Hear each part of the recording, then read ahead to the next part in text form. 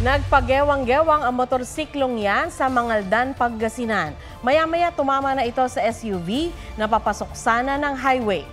Sugatan ng rider at angkas nito na parehong walang suot na helmet. Ayon sa mga pulis, walang lisensya ang rider. Nakainom rin daw ang dalawa. Nagtiis sa init ang mga pasahero ng NAIA Terminal 3 matapos masira ang air conditioning system doon. Kung kailan pa man din long weekend at maraming pasahero. Natapos na ang troubleshooting dakong alas 7 ng gabi pero hindi raw pwedeng biglang ibaba ang temperatura ng aircon para lumamig sa paliparan. May report si Mark Salazar. Sobrang init po ngayon dito. Namatay daw yung aircon. Iba yung init sa loob. Hindi okay. Bakit? Hindi komportable yung pasahero. Tsaka yung mga naghahatid. 3 sa 5 chillers ng air conditioning system ng NAIA Terminal 3 ang bumigay kahapon. Pag pinabayaan ito, baka mag-cause pa ng damage sa ibang part ng cooling system. No? So, si GM Eric Ines decided to turn it off muna to have it checked. Naglagay na muna ng portable cooling units. Posible raw na abutin na hanggang bukas ng tanghali ang pagkukumpuni ng aircon. We're doing everything that we can so that we can expedite itong repair na ginagawa natin. Kung sa NAIA mainit, sa City of Pines, na-enjoy ng mga turista ang 18.4 degrees Celsius na temperatura ngayong araw. Dito okay ang klima, tsaka maraming mga tourist spot. Malamig na rin. Enjoy very much. Sa kabila naman ng naranasang fog o volcanic smog kamakailan, may mga dumayo pa rin sa Tagaytay para sa view at mainit na sabaw. Yeah, very nice. It's very nice view up here. Yeah. Ayun po, maaliwalas po, maganda pa rin po yung view, tapos hindi rin naman po mausok. Nagsisimula na ring dumami ang mga biyahero sa Batangas Port para samantalahin ang mahabang bakasyon. Inaasahan namang lalo pang dadami ang mga turista sa Samal Island sa Davao ngayong long weekend. Mark Salazar, nagbabalita para sa GMA Integrated News. Tinutulungan daw ng mga sindikatong sangkot sa Pogo si dating Banban Mayor Alice Go para makapagtago. Ayon yan sa Presidential Anti-Organized Crime Commission. Ang kapatid naman niyang si Sheila, kumpirmadong isang Chinese national, kasunod ng fingerprint analysis ng NBI. May report si John Consulta. Nasa Indonesia pa rin si dismissed Banban Tarlac Mayor Alice Go base sa tracking ng immigration authorities doon.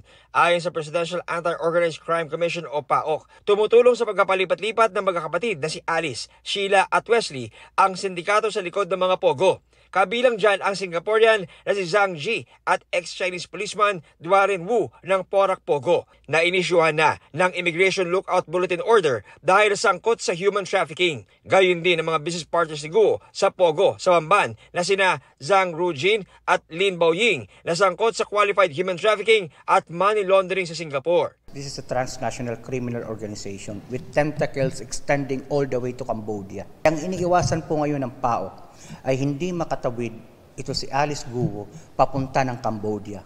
Kasi pag nakapasok na po yan ng Cambodia, Laos, Myanmar, endgame. Sa ngayon, hindi pa kanselado ang Philippine passport ni Alice pero nakikipag-ugnayan na ang DFA sa DOJ para rito. Ang abogado ni Guo na si Attorney Stephen David patuloy umanong kinukumbinsi si Guo na lumantad na. Meron akong negotiation for her to face the court, to surrender. And I believe in a very near future, very sooner than we expect, darating siya at haharap. I don't think kailangan pa niya maaresto. Ang kapatid ni Alice na si Sheila at negosyanteng si Cassandra Leong sumalang na sa inquest proceeding kanina. Sinampahan sila ng reklamong obstruction of justice, harboring a fugitive at paglabag sa Passport Act. Naharap naman sa deportation case si Sheila na mayroong Chinese passport. Sheila Guo ay sinampahan po natin ng deportation case for undesirability and for misrepresentation. Zhang Mir ang pangalan sa Chinese passport na hawak ni Sheila at magkaiba ang birthday niya sa Philippine at Chinese passports. Sinuri ng NBI ang fingerprints sa Sheila at ang fingerprints na nasa Chinese passport. Comparative fingerprint analysis shows that the Chinese Zhang Mir and Sheila L. Guo are one and the same person. So si Sheila L. Guo na nasa amin ngayon ay isang Chinese. Nang subukan naming kuhanan ng pahayag sina Sheila at Cassandra Ong, biglang tumakbo ang dalawa. Ma'am Sheila, Chinese ka daw kayo? Ma'am Sheila, Chinese daw kayo? Hindi daw kayo Pilipino? Ma'am Sheila? Giit ng NBI, bagamat bailable ang mga kaso ng dalawa, hindi sila pwede basta pakawalan dahil sa warat na pinalabas ng Kamara at Senado. John Consulta, nagbabalita para sa GMA Integrated News. Parehong gusto ng Senado at Kamara na makuha ang kustodiya ni Cassandra Leong ang kinatawan ng Pogo sa Porac, Pampanga. Ayon kay Senator Win Gatchalian, kukunin ng Senado ang kustodiya ni Leong at ng kapatid ni dismissed Mayor Alice Go na si Sheila Go pagkatapos padaluhin sa Senate hearing sa Martes. May arrest warrant ang Senado para sa dalawa. Pero may umiiral ding arrest warrant ang Kamara kay Ong, kaya gusto ng ilang kongresista na sa kanila mapunta ang kustodiya nito. Pag-uusapan pa ito ng liderato ng Kamara at Department of Justice. Ang abogado naman ni Ong na si Atty. Ferdinand Topacio, kinukwestiyon ang pag-detain sa kanyang kliyente sa NBI. Dapat daw sa Kamara itin-over si Ong.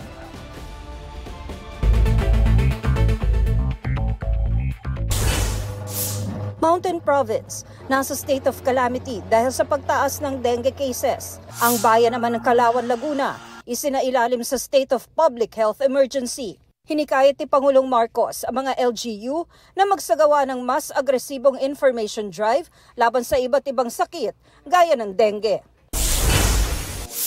Dalawang chairman ng Quadcom, pinabulaanan ang sinabi ni Atty. Harry Roque na may demolition job sa pagpapasight in contempt sa kanya. Kaugnayan sa umano'y pagsisinungaling ni Roque para di makadalo sa pagdinig noong August 16. Tinawag ito ni Roque na panggigipit dahil sa politika at pag-abuso sa kapangyarihan. Giit ng Quadcom, patas ang parusa nila sa mga lumalabag sa rules ng Kamara. Nakalabas na mula sa pagkakadetine sa Kamara si Roque. Tina Panganiban Perez, nagbabalita para sa GMA Integrated News. Nag-uwi ng medalya ang mga pambato ng Pilipinas sa 22nd Asian Cadet, Juniors and Under-21 Karate Championship sa Pasig City. May report si Von Aquino. From Japan.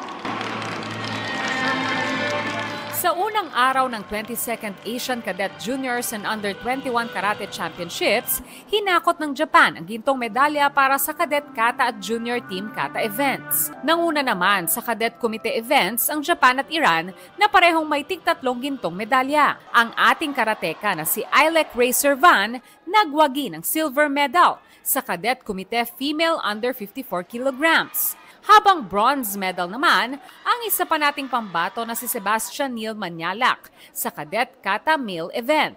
Nakakakaba po siya sa una, pero pinaghirapan ko ito ba't ako susuko? Maraming magaling na tao na ngayon ko lang nakalaban at nakita, so makakatulong din sila sa pag-improve ko sa further tournaments ko. Ayon sa presidente ng Philippine Karate Federation, sa pag-host ng 22nd Asian Cadet Juniors and Under-21 Karate Championships dito sa Pilipinas, mapapalagana pa ang karate sa bansa. So that the Filipino young athletes, karate athletes, would be able to see the kind of athletes that are participating, and more or less they will have an assessment on how they are right now. It's been a big progress, and I see worldwide Philippine athletes competing in our league, different levels, and this is the only way to progress and to be in the top. Von Aquino, nagbabalita para sa GMA Integrated News.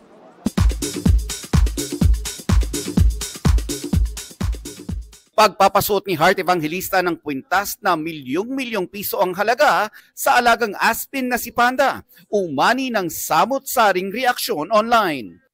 I love my dogs. Anak ko yun eh. And so, sinaspoil ko talaga siya. In fact, ang aking goal talaga is makarating siya sa Paris. I don't really feel like there's anything that I should do and not do, especially I do own the necklace. Herlene Budol, astig at sexy sa 25th birthday photoshoot. Time out muna sa acting. Dahil ang abot kamay na pangarap stars na sina Jillian Ward at Rahil Birya kumasa sa Maybe This Time Challenge. Suga ng BTS sumarap sa pulisya para sa investigasyon ng kinasasangkutang drunk driving incident. Muli rin siyang humingi ng tawad sa Army.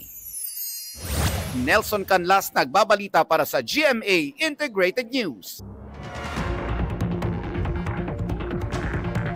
Kitang-kita ang pagkalat ng nagbabagang lava mula sa sumabog na bulkan sa Iceland. Aabot na sa mahigit 5 kilometro ang lava flow ayon sa mga otoridad. Ito na ang ika-6 na pagsabog ng bulkan simula noong Disyembre. Wala naman daw itong banta sa mga infrastruktura, lalo't nakaraang taon pa inilikas ang mga nakatira malapit sa bulkan.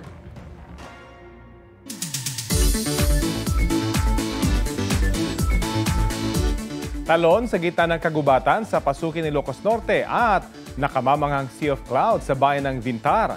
G. tayo riyan kasama si Oscar Oida. Ang ganda ng isang talon sa pasukuin, tila nagkukubli sa puso ng kagubatan. Pag naabot na ang Kalitungan Falls, hindi ka magsasawang talunin ang asul at malamig na tubig nito.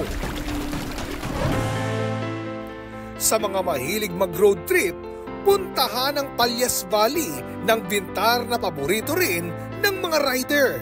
Hindi lang sariwang hangin ang sasalubong sa iyo, dahil ang highlight ng valley experience mo, Sea of Clouds. Agahan ang punta para masilayan ito after sunrise. Huwag nang lumayo sa Vintar. Next stop, Dipilat View Deck. Idilat ang mata at masdan ng berdeng kabundukan. IG worthy, lalo't tanaw rin mula rito ang Bislak River. Oscar Oida, nagbabalita para sa GMA Integrated News. Huwag magpahuli sa mga balitang dapat ninyong malaman. Mag-subscribe sa GMA Integrated News sa YouTube. Sa mga kapuso abroad, subaybayan nyo kami sa GMA Pinoy TV at sa www.gmanews.tv.